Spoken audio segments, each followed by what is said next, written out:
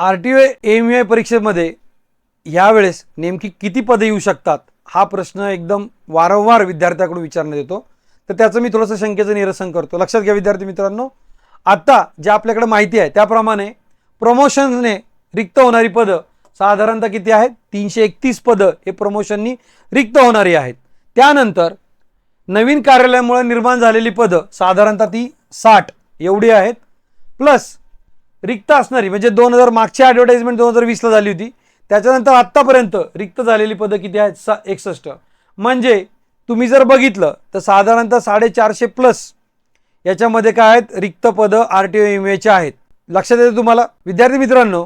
आता याच्यामध्ये जर तुम्ही बघितलं प्रमोशननी 331 पदे आहेत, त्यानंतर नवीन कार्यालयामुळे निर्माण झालेली 60 पदं आहेत, प्लस रिक्त असणारी 61 पदं आहेत. पण याच्यापैकी ॲडव्हर्टाइजमेंट आता 2025 मध्ये किती जागेंची ॲडव्हर्टाइजमेंट येईल हा सगळ्यात जास्त विचारला जाणारा प्रश्न आहे.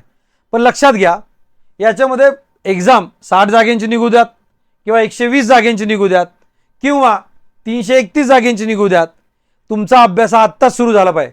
मागचा जर आपण अनुभव बघितला तर सुरुवातीला खूप कमी जागा दिलेल्या होत्या आणि नंतर डायरेक्टली 800 जागा त्याच्यामध्ये काय झाल्या? ॲड झाल्या. त्याच्यामुळं टोटल जी रिक्त पदं आहेत ते 450 प्लस आहेत. पण जागा आत्ता किती येतील 2025ला?